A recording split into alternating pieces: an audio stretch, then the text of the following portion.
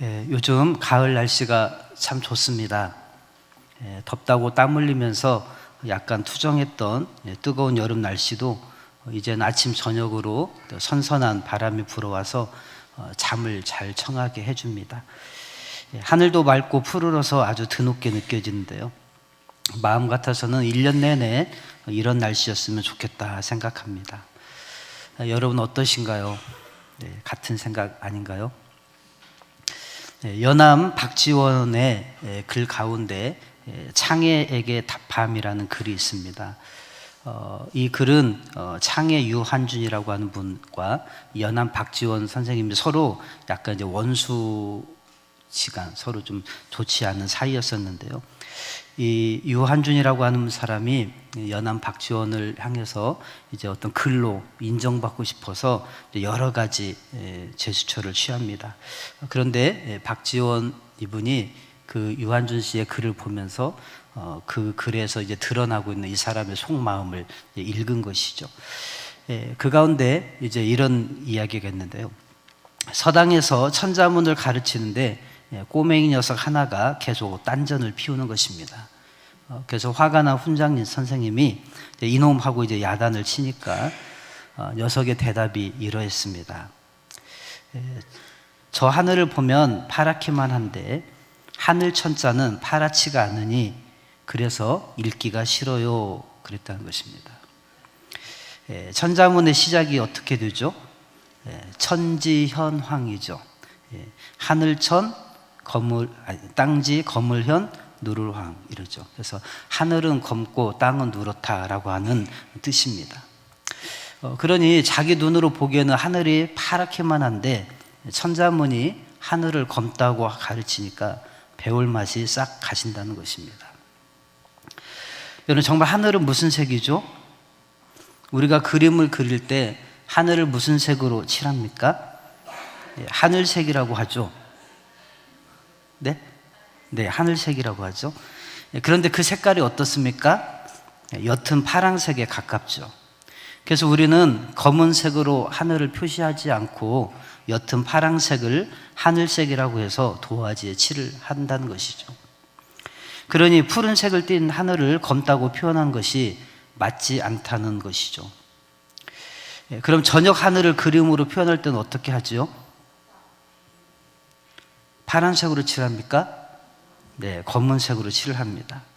그래서 검은색 바탕에 노란색이나 흰색으로 달이나 별을 표현을 합니다. 그러니 하늘을 검다고 표현한 것은 아마도 천자문을 저녁에 만들지 않았나 싶습니다.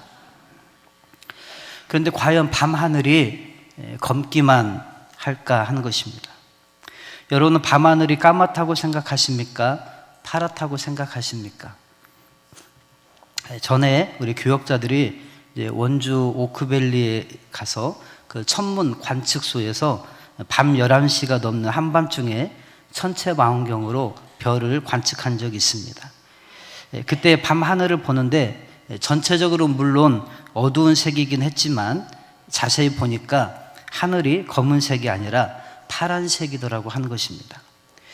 그러고 보니 생각나는 게 가끔 밤 하늘을 촬영한 사진들을 보니까 파란색이었다는 것이 생각이 났습니다.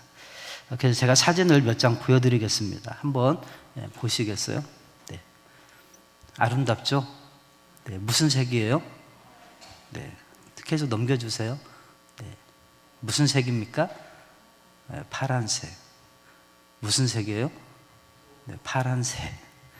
검은색은 아니죠? 네, 저걸 보고 검은색이라고 하면 약간 생명에 가까우신 건데요. 네, 분명히 밤입니다. 네, 저렇게 파란색. 네, 저기서 프로포즈도 하잖아요. 네. 자, 어떻습니까? 밤하늘 파랗지 않습니까? 사진의 하늘은 분명 밤하늘입니다. 아래 보이는 건물에 불이 들어온 것과 하늘에 보이는 별빛을 보면 사진의 하늘이 밤 하늘임에 틀림이 없습니다. 그런데 하늘이 까맣지 않고 파랗더라는 것이죠. 이렇게 파란색의 밤하늘 사진을 검색하다 보니까 아주 오래전에 김동호 목사님께서 쓰신 밤하늘은 파랗다라는 글을 보게 되었습니다. 역시 이 목사님도 밤하늘은 검은 줄로만 알았는데 사진 작가들의 사진을 보면서 밤하늘이 파랗다는 것을 알았다는 것입니다. 그때 김동호 목사님께서 사진 작가에게 물어봤다고 합니다. 도대체 이런 사진은 어떻게 찍습니까? 물어봤더니 사진 작가들이 이렇게 말했습니다. 저는 사진에서 잘 모르는데요. 카메라 셔터를 20초 동안 누르고 있으면 이런 사진이 나온다는 것입니다. 그러면서 목사님께서 이런 글을 썼습니다. 보통 사진을 찍을 때는 셔터의 속도가 몇십 분의 1초 또는 몇백 분의 1초인 것을 생각하면 셔터를 20초 동안이나 누르고 있는 것은 상당히 긴 시간임에 틀림이 없습니다. 그러나 우리가 살아가는 시간에 비하면 20초는 아무것도 아닙니다. 살다 보면 누구나 캄캄한 일을 당할 때가 있습니다. 그럴 때 우리는 쉽게 절망할 수도 있고 그 절망으로 인하여 인생을 포기할 수도 있습니다. 하늘이 까맣고 앞이 캄캄하기 때문입니다. 그러나 생각의 속도를 조금만 늦추어 보십시오. 평상시에는 60분의 1초, 250분의 1초로 생각을 했지만 인생의 밤하늘을 바라볼 때는 조금만 여유를 가지고 20초의 속도로 생각을 해 보시기 바랍니다. 20초만 생각하면 하나님을 생각할 수 있고 하나님만 생각할 수 있다면 밤하늘의 색깔이 바뀔 것입니다. 60분의 1초, 250분의 1초로 밤하늘을 본다면 까만 하늘이지만 20초의 속도로 밤하늘을 보면 밤하늘도 파랗다는 사실을 깨닫게 될 것입니다. 밤하늘도 파랗습니다. 이렇게 글을 쓰셨더라고요. 여러분, 요즘 우리나라에 보면 좀 깜깜하죠. 정치를 봐도 깜깜하고 경제를 봐도 깜깜하고 또 북한과의 관계를 봐도 깜깜합니다. 뭐 하나 속 시원하게 우리를 해갈시켜주는 내용은 없습니다. 과연 이러할 때 하나님께서 우리의 나라와 함께 하시고 또 그 안에 살아가고 있는 우리들의 미래, 우리들에게도 정말 과연 함께 하시는가 하는 것입니다. 그렇지만 밤하늘도 파랗다고 하는 것을 보여주는 것이 오늘 우리가 읽은 본문입니다. 사실 오늘 본문은 성경을 읽는데 어려움을 주는 본문 중에 하나죠. 왜냐하면 족보로 시작하기 때문에 그렇습니다. 족보를 읽다 보면 우리가 조금 힘들죠. 그런데 오늘 이 족보를 보면 그 안에는 이스라엘의 흥망성쇠의 역사가 다 그대로 담겨 있다는 것입니다. 마치 한 사람의 인생이 유아기부터 성장기, 또 청장년기, 노년기를 거치듯이 또 한 국가도 마찬가지라고 하는 것입니다. 아브라함으로부터 시작해서 이스라엘이라고 하는 한 민족이 어떻게 시작되었고 또 어떤 과정을 거쳐서 형성되면서 역사 속에 자리를 잡고 있는지를 보여준다 이 말입니다. 여러분, 우리도 그렇지 않습니까? 한 가문의 족보만 봐도 그 가운데서 주요 인물을 통해서 그 가문의 흥망성쇠의 역사를 어느 정도 알 수 있습니다. 우리나라 조선시대 때 임금들의 순서를 암기만 해도 우리가 어려서부터 수없이 듣고 배웠던 이름들을 들으면 대충 그 당시 역사적인 상황을 알 수 있듯이 말입니다. 여러분이 1절부터 쭉 나오는 족보들의 이름을 보면 익숙한 이름이 있고 익숙하지 않은 이름이 있을 것입니다. 익숙한 이름은 우리가 수없이 많이 들었고 또 성경을 읽으면서 우리가 그 내용들을 알고 있기 때문에 그렇습니다. 그런데 익숙하지 않은 이름들도 있습니다. 그것은 그만큼 그 시대의 배경이 잘 성경에 담겨져 있지 않기 때문이기도 하는 것이죠. 여러분, 아브라함 때부터 야곱에 이르는 기간이 이스라엘의 태동기라고 하면 그 6절까지는 이스라엘의 성장기라고 할 수가 있습니다. 그리고 다윗 왕과 솔로몬 때는 이스라엘이 가장 부흥하였던 최전성기라고 할 수가 있습니다. 그때 얼마나 나라가 부흥했습니까? 그 당시 이스라엘의 영토가 이스라엘의 전체 역사 가운데 가장 넓었습니다. 우리나라로 따지면 광개토대왕 때 해당되는 거죠. 또 명성도 크게 떨쳤고 주변 국가들의 가장 영향력이 있었던 때였습니다. 오죽하면 각국의 나라에서 자발적으로 조공을 바치기도 했고요. 또 솔로몬의 지혜의 말을 듣고자 천하 각국에서 사람들이 찾아왔다고 그렇게 말하고 있습니다. 우리가 이때를 생각하면 정말로 하나님께서 이스라엘과 함께 하시는구나 하고 감탄하면서 큰 감동을 느끼기도 합니다. 누가 봐도 하나님의 도우심으로 나라가 왕성해졌으니 말입니다. 그리고 실제로 이방 국가들에서 찾아와서 솔로몬 앞에서 그렇게 고백을 합니다. 하나님께서 당신에게 은혜를 주셨군요 라고 하는 것이죠. 그런데 이스라엘이 이렇게 전성기만 있었던 것은 아닙니다. 그들도 나름대로 성장통을 겪었습니다. 하지만 분명한 것은 하나님께서 전성기에만 함께 하신 것이 아니라 그 어려운 때에 성장통을 겪을 때에도 하나님이 함께 하셨다라고 하는 사실입니다. 이 백성들이 애굽에서 노예로 430년간을 살던 그 고난의 역사 때에도 하나님은 함께 하셨습니다. 신락 같은 운명의 노예로 살던 그 처절했던 역사 속에서도 하나님은 그들과 함께 있었습니다. 그때는 아이를 낳을 권리도 없었던 때입니다. 노동이 너무 가혹해서 아이를 만들 여력도 없었고, 또 아이를 낳았다 해도 바로 왕의 명령에 따라서 바로 그 아이를 강물에 버려야 했던 때입니다. 그렇게 몰락한 백성들을 하나님은 홍해를 건너서 출애굽하게 해서 구원을 하십니다. 그 광경을 한번 생각해 보십시오. 얼마나 하나님께서 통쾌하게 역사하신 사건입니까? 이스라엘 백성들은요, 그 뒤로도 많은 순환을 당합니다. 특별히 이스라엘이 솔로몬 이후에 남북으로 갈라져서 북이스라엘이 아수르에게 먼저 망하고 또 남유다도 바벨론에 망했습니다. 그러다가 겨우 회생이라도 하려고 하면 바사와 메대라고 하는 나라가 또 일어나서 그들을 괴롭혔습니다. 그래서 좀 더 지나고 나서 또 그리스라고 하는 나라, 또 헬라가 망하고 나니까 다시 회복하려고 했더니 또 로마가 일어나서 이스라엘을 완전히 짓밟아 버렸습니다. 그런 역사를 거치는 동안에 이 백성들이 얼마나 뼈아픈 고난을 겪었겠습니까? 그리고 이 족보는 그런 내용을 자세하게 설명하고 있지는 않지만 그 역사의 내용이, 이 고난이 이 족보 안에 다 담겨 있다는 것입니다. 우리가 읽은 부분은요, 바벨론의 포로로 잡혀간 이후부터 시작해서 예수님께서 태어나실 때까지의 족보입니다.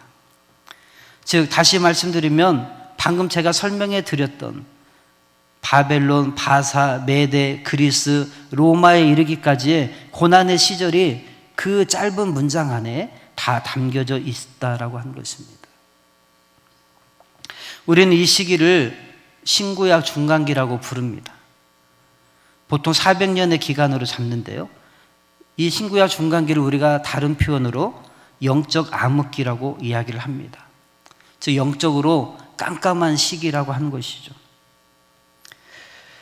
왜 깜깜한 시기일까요? 물론 고난이 있기 때문에 깜깜한 시기인 것은 맞습니다. 그런데 단순히 고난만 있어서 깜깜한 시기가 아니라 하나님의 말씀이 없었기 때문에 암흑기라고 하는 것입니다. 빛 되신 주님의 말씀이 나타나지 않기 때문이었습니다. 그 전까지는 어느 시대고 하나님의 사람들이 나타나서 이것이 하나님의 뜻이야 라고 이스라엘 백성들에게 가르쳐 주었습니다. 그런데 하도 불순종하니까 이제 더 이상 이상도 보이지 않고 말씀도 주어지지 않는 시대가 된 것입니다. 즉, 하나님의 말씀을 전해줄 선지자들이 나타나지 않았던 것입니다. 그래서 암흑기라고 부르는 것입니다. 여러분, 말씀이 주어지고 있는 것이 축복임을 아시기를 바랍니다. 그런데 요즘 시대는 말씀이 너무 홍수처럼 넘쳐나서 우리가 도저히 감당할 수 없을 정도에 이르긴 하는데요, 그러다 보니까 우리가 이 말씀에 소중히 여기는 태도가 덜하다는 것이죠. 하나님의 말씀이 내 인생에 빛이 되고 소망이 되고 위로가 된다고 여기면서 그 말씀을 붙잡는 사람이 과연 얼마나 되는가 하는 것입니다. 여러분, 사도행전에 보면 20장의 사도 바울은 유라굴로라고 하는 광풍을 만납니다. 그때에 이 사도 바울이 다 죽어가고 있는, 그래서 소망이 없는 그런 같이 배를 탄 사람들에게 딱 한마디의 말로 위로를 합니다. 하나님께서 어젯밤에 나에게 말씀해 주셨는데 이 중에 한 사람의 생명도 낙오되지 않을 것입니다. 잃어버린 바 되지 않을 것입니다 라고 하는 것입니다. 그 말을 듣고 사람들은 용기를 얻었고 또 힘을 얻고 위로를 얻었습니다. 수없이 많은 날 동안에 그 풍랑과 싸워서 여러 가지 생사의 갈림길에 있었지만 그래서 소망이 없고 도저히 이 풍랑이 언제 그칠지 모르고 이 항해가 도대체 어떻게 될지 알 수가 없었던 항해였지만 그러나 사도 바울을 통해서 주신 그 한 말씀 때문에 그들은 모두 살아났다라고 한 것입니다. 여러분, 말씀 한 구절을 가지면 그거 갖고도 우리는 인생의 모든 어려운 순간들을 이겨낼 수 있는 줄 믿습니다. 하나님의 말씀은 우리에게 그런 가치와 능력이 있다라고 하는 것입니다. 여러분, 인생이 깜깜하고 답답할 때 다른 것이 필요한 것이 아닙니다. 바로 주님으로부터 오는 이 말씀 하나가 필요한 것입니다. 여러분, 이 이스라엘 백성들이요, 이렇게 순환을 당하고 휴망하다가 결국에 가서는 이 땅에서 흔적까지도 없어지려고 할 때 하나님은 그 뿌리에서 예수님을 탄생시키십니다. 그리고 그 백성들에게 희망을 주십니다. 끊어질 듯 하려 할 때에 하나님이 나타나시고 망하려고 할 때에 하나님이 개입하셔서 다시 일으켜 놓으시더라고 하는 것입니다. 이것이 이 족보 속에 나타난 역사의 줄거리입니다. 여러분, 나라와 민족은 흥망성쇠로 왔다 갔다 하지만 하나님의 계획은 변하지 않습니다. 이 족보가 이렇게 살아있는 이유가 무엇일까요? 그것은 바로 하나님이 창세 전부터 뜻하셨던 예수 그리스도를 보내시려고 하는 그 계획이 있었기 때문에 이 족보가 유지되었다라고 하는 것입니다. 여러분, 족보가 무엇입니까? 족보는 여러 가지 의미가 있겠지만 1차적인 의미는 서로 생명이 결탁되어 있다는 의미입니다. 우리 조상들과 나의 생명이 서로 결탁되어 있다는 것이죠. 그 안에는 의로운 사람도 있고 불의한 사람도 있습니다. 신분이 높은 사람도 있고 낮은 사람도 있습니다. 성공한 사람도 있고 실패한 사람도 있습니다. 남자도 있고 여자도 있습니다. 족보에는 다 들어가 있습니다. 그것이 족보입니다. 성공한 사람들의 업적만, 이름만 써놓지는 않습니다. 의로운 사람들의 이름만 써놓지도 않습니다. 족보는 성공을 담은 책이 아니라 생명의 결탁, 생명이 연결되어 있다고 한 것을 담은 책이기 때문에 그렇습니다. 그래서 우리가 1장에 나오는 족보를 보면 거기에는 솔로몬이나 다윗같이 훌륭한 사람도 있지만 전혀 이름도 들어보지도 못한 사람들의 이름도 들어가 있습니다. 거기에는 추한 삶을 살았던 것처럼 보여지는 사람들의 이름도 들어가 있습니다. 당시 사회에서 돌 맞아 죽을 뻔한 그런 삶에 처해 있는 사람도 있고 이방 여자의 이름도 들어가 있습니다. 그런데 오늘 본문에 나오는 이 족보는 다른 것이 아니라 바로 예수님의 조상이 아브라함과 연결되어 있다는 의미. 근데 그것은 사실 아브라함과 연결되어 있는 것이 아니라 바로 아브라함이 예수님과 연결되어 있다는 것이 이 족보의 핵심이라고 하는 것입니다. 예수님이 다윗과 연결되어 있다는 것이 아니라 다윗이 예수님과 결탁되어 있다는 것이 이 족보가 담고 있는 의미라고 하는 것입니다. 여러분, 저와 여러분들은 누구와 생명이 결탁되어 있습니까? 바로 예수 그리스도로 말미암아 하나님의 자녀가 되는, 예수님이 맏아들이시고 우리는 그분의 형제가 되어지는, 우리는 그분과 생명이 결탁되어진 자들인 줄 믿습니다. 여러분, 그렇기 때문에 우리가 1차적으로 안심할 수 있는 것은 내가 주님과 생명이 결탁되어 있구나, 이 사실을 한 번도 잊어서는 안 된다는 것입니다. 비록 내 삶이 힘들고 고난 가운데 있고 때로는 잘 나갈 때도 있지만 때로는 곤두박질 칠 때도 있습니다. 그렇지만 우리는 잘 나갈 때는 하나님이 나와 함께 하신다, 내가 정말 하나님의 자녀가 맞구나, 내가 정말 하나님과 예수님과 생명이 결탁되어 있구나라고 느끼고 안심하고 감사하는데, 내 삶 속에 힘들고 어려운 문제가 계속 되어지고 끝없이 바닥을 치는 것 같을 때는 하나님이 나를 버리신 것 같고, 하나님과 내가 끊어져 있는가, 생명이 과연 결탁되어 있는 것이 맞는가 라고 우리가 의심을 품을 때가 얼마나 많은가 하는 것입니다. 여러분, 그러나 우리가 분명히 알아야 될 것은 한 번 맺은 생명의 결탁은 인위적으로 끊을 수가 없는 것입니다. 우리가 흔히 그러잖아요. 피는 못 속인다고. 여러분, 생명의 결탁은 그런 것입니다. 여러분이 분명히 예수 그리스도와 연결이 되어 있는지만 확인하시면 됩니다. 그냥 교회에 나온 것이 아니라 정말 예수님을 인격적으로 깊이 만나고 정말 그분의 생명이 여러분의 생명이 되어 있는가, 그것을 여러분이 확인하시면 되는 것입니다. 아직도 그것이 불안하시다면 여러분 예수님을 정확하게 만나시고 정확하게 영접하시고 그분의 생명을 정확하게 받아들여야 됩니다. 그렇지 않고서는 우리가 안심할 수가 없습니다. 여러분, 두 번째 족보는 생명의 결탁만이 아니라 그것으로 인해서 끊어지지 않았다는 데 의미가 있습니다. 여러분, 대를 잊지 못하는 가문이 있습니다. 대가 어느 순간에 끊어져 버리고 마는 것이죠.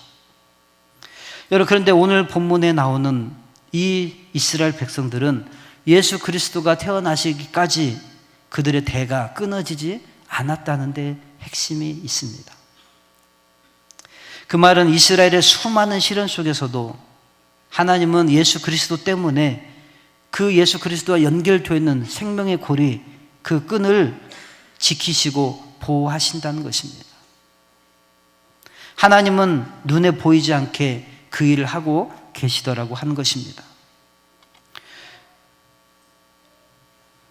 여러분, 아브라함이 그 수많은 위기 가운데서 보호를 받은 것은 아브라함이 똑똑하고 잘나서가 아닙니다. 그를 통해서 예수 그리스도가 나셔야 되었기 때문에 하나님께서 아브라함을 붙드셨던 것입니다. 다윗이 수많은 시련 속에서도 보호를 받은 것은 다윗이 물론 훌륭해서일 수도 있겠지만, 그러나 다윗이 훌륭해서가 아니라 그 이전에 그의 생명이 예수님과 결탁되어 있었기 때문이라고 하는 것입니다. 우리는 역사적인 순서로 보니까 예수님이 나중인 것 같지만 하나님의 눈에는 예수가 창세 전부터 계셨습니다. 예수님 때문에 아브라함이 보호받고, 예수님 때문에 야곱이 보호받고, 예수님 때문에 다윗이 보호받고, 예수님 때문에 이스라엘 백성들이 보호를 받더라고 하는 것입니다. 그렇다면 여러분과 예수님이 결탁되었다면 여러분이 기도 생활을 하고 여러분이 예배 생활을 잘하기 때문에 하나님이 보호하시는 것이 아니라 생명이 예수님과 결탁되어 있기 때문에 하나님께서 여러분을 보호하신 줄 믿습니다. 여러분, 그 믿음을 가지시게 되기를 축복합니다. 그럼 하나님이 무슨 일을 하시나? 우리가 아까 보았던 것처럼 솔로몬이나 다윗 때처럼 뭔가 왕성하게 하나님께서 해주셔야 꼭 하나님이 일하신 것 같은데, 여러분, 오늘 본문에서도 하나님은 이 일을 하셨습니다. 그 일이 무엇이냐면 바로 말씀드린 대가 끊어지지 않도록 하시는 일. 여러분, 하나님은요 밤에도 일을 하십니다. 하나님은 졸지도 아니하시고 주무시지도 아니하신 분이기 때문에 그렇습니다. 그래서 그분은 쉬지 않고 당신의 일을 하시는데 이 맥이 끊어지지 않도록 하신 일을 하더라고 하는 것입니다. 생명의 흐름이 끊어지지 않도록 하는 그 일, 하나님이 하시더라고 하는 것입니다. 여러분, 이것이 별거 아닌 것 같지만 중요한 일입니다. 하나님의 일은 거창하게만 드러나는 것은 아닙니다. 보이지 않게 아주 사소한 것에서도 도대체 이게 무슨 하나님이 하신 일이야라고 여겨지는 그런 일 속에서 하나님은 일하시더라고 하는 것입니다. 여러분, 다윗이 이렇게 고백합니다. 하나님께서 시편 23편에 보니까 푸른 초장과 쉴만한 물가로 인도하신다라고 말씀하십니다. 그런데 그때만 하나님이 인도하신 것이 아니라 사망의 음침한 골짜기를 지날 때에도, 원수의 눈앞에 갈 때도 하나님이 그를 붙들고 계시더라고 하는 것입니다. 이게 하나님의 일입니다. 오직 예수 그리스도 한 분 때문에 하나님이 그렇게 하십니다. 사람들은요, 내가 무슨 하나님의 일을 하는가 싶을 것입니다. 하나님은 능력으로 나타나셔서도 당신의 일을 하시지만 사람들을 통해서 하나님의 일을 하십니다. 그런데 이 바벨론 포로 시대부터 예수님이 태어나실 때까지 영적 암흑기인데 하나님은 무슨 일을 사람들을 통해서 하신 것입니까? 그냥 평범한 일상 속에서 하나님은 당신의 일을 하십니다. 애를 낳고 애를 낳고 애를 낳는 것 속에 그게 하나님의 일이었다는 것입니다. 이게 무슨 하나님의 일이야? 그냥 우리가 일상의 삶을 살아가는 것이지. 그런데 하나님은 그게 당신의 일이었습니다. 대가 끊어지지 않도록 하는 그 일. 예수 그리스도가 태어나시기까지 일상의 삶 속에서 생명이 끊어지지 않도록 하는 그 일. 그 일이 바로 하나님이 하신 일이다라고 한 것입니다. 여러분, 그래서 우리가 해야 되는 일이 있습니다. 그것은 우리가 일상의 삶 속에서 충성되게 살아내는 것입니다. 이것을 통해서 무슨 하나님의 일이 나타나겠어? 아니요. 하나님 그 작은 일, 내게 맡겨진 그 일 성실하게 감당할 때 하나님 그 일을 통해서 당신의 뜻을 펼치시고 그 일을 통해서 우리의 삶 속에 예수 그리스도가 드러나게 하시고 사람들에게 예수님의 생명이 잉태되도록 저 여러분들을 통로로 삼으실 것입니다. 그런데 우리가 만약에 그 일들을 감당하지 않는다면 무슨 그리스도인들의 삶이 저래? 가정에서, 직장에서 왜 예수 믿는 사람들이 저렇게 게으르고 나태하고 자기 일에 충실하지 못할까 할 때 사람들에게 예수님이 잉태될 수가 없습니다.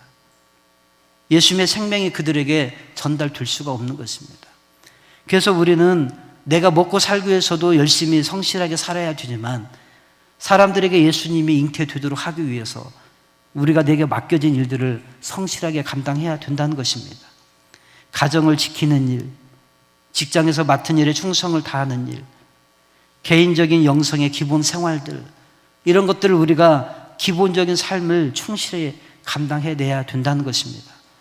그러면 그것을 통해서 하나님께서 일하시더라고 하는 것입니다. 아무런 감동이 없을 때조차도 우리가 의무적으로, 습관적으로 내가 직장에 가고 습관적으로 가정을 하듯이 내가 때로는 습관적으로라도 기도하고 습관적으로라도 말씀을 앞에 서고 습관적으로라도 예배해야 된다는 것입니다. 우리는 감동이 있을 때만 예배하고 감동이 있을 때만 기도하려고 하지만 하나님은 매일매일의 삶 속에서 반복되어진 그 일상의 삶을 통해서 하나님은 그것을 기회로 삼으셔서 일하시더라고 하는 것입니다. 요즘 우리가 교회에서 커피 브레이크를 통해서 룻기를 보고 있습니다. 룻기에서 룻이 나타나는 그 일상의 삶, 가장 사람들에게 멸시받고 인정받지 못하고 초라해 보이는 가장 낮은 자의 삶인 이삭 죽기, 그걸 하루만 한 것이 아니라 추수가 맞춰지기까지 반복적으로 그 일들을 감당을 해나가면서 하나님은 룻을 통해서 처음부터 계획을 보여주신 것이 아니었습니다. 내가 너를 통해서 큰 일을 하겠다라고 말씀하시지도 않았습니다. 그는 다만 그 작은 일에 충성도에 감당할 때 하나님께서 좋은 만남을 허락해 주시고 그를 통해서 예수 그리스도의 조상이 되도록 하나님께서 그를 들어 세우신 것입니다. 그래서 오늘 족보에 우리가 읽지는 않았지만 룻이 들어가 있는 것입니다. 여러분, 우리는 별에만 집중하지만, 달에만 집중하지만 본 바탕인 하늘이 푸르다라고 하는 것에 우리는 집중해야 됩니다. 하나님은 별처럼 역사하시기도 하고 달처럼 역사하시기도 하겠지만 하나님의 섭리 전체는 푸른 하늘과 같이 항상 우리를 둘러싸고 있다라고 하는 것입니다. 그러면 우리가 우리의 삶 속에서 어떻게 살아야 되겠습니까? 깜깜한 흑암 중에서도 내 생명이 주님과 결탁되었다라고 하는 것을 믿고 낙심하지 아니할 뿐만 아니라 어떠한 상황 속에서도 주님이 나를 붙들고 계신다라고 하는 믿음으로 우리가 나아가야 될 것이고 더 나아가서는 그 믿음 때문에 내게 주어진 삶의 모든 순간순간에 작은 일조차도 충성됨으로 감당하는 저 여러분들 되기를 간절히 축복합니다. 다윗은 시편 27편 1절에서 3절로 이렇게 고백을 합니다. 같이 한번 읽어보겠습니다. 여호와는 나의 빛이요 나의 구원이시니 내가 누구를 두려워하리요. 여호와는 내 생명의 능력이시니 내가 누구를 무서워하리요. 나의 대적 나의 원수된 행악자가 내 살을 먹으려고 내게로 왔다가 실족하여 넘어졌도다. 군대가 나를 대적하여 진칠지라도 내 마음이 두렵지 아니하며 전쟁이 일어나 나를 치료할지라도 내가 오히려 안연하리로다. 하나님께서 자기 인생의 빛이 되심을 알았습니다. 상황이 달라져서가 아니라 깜깜하고 답답한 삶의 자리에서 이것을 고백했습니다. 두렵고 떨리는 상황에서 이렇게 고백을 했습니다. 오늘 우리는 그것을 방금 읽은 말씀에서 눈치챌 수가 있습니다. 하나님 나의 빛이시다. 어둡고 깜깜하여도 나는 무섭지 않다. 하나님은 나의 구원이시다. 꼭 죽을 것만 같은 이 죽음의 상황이 나는 조금도 두렵지 않다는 것입니다. 왜 그렇습니까? 상황과 여건 때문이 아니라 하나님을 믿는 믿음 때문이었습니다. 하나님이 나와 항상 함께하고 계신다. 상황은 밤일 수 있지만 깜깜하지만 그런 하나님의 섭리가 파랗게 나를 둘러싸고 있다고 한 것을 다윗은 믿었던 것입니다. 이사야서 50장 10절 말씀을 같이 읽겠습니다. 너희 중에 여호와를 경외하며 그 종의 목소리를 청종하는 자가 누구뇨? 흑암 중에 행하여 빛이 없는 자라도 여호와의 이름을 의뢰하며 자기 하나님께 의지할지어다. 흑암 중에 행하더라도, 그래서 빛이 없는 것 같을지라도 우리를 둘러싸고 있는 하나님을 의지하시게 되기를 축복합니다. 그리고 흑암 중에도 일하신 그 하나님을 바라보고, 하나님도 이렇게 성실하게 일하시는데 나도 내 삶 속에서 흑암이 있더라도 하나님의 일을 하리라 결단하고 나아가는 여러분들이 되기를 축복합니다.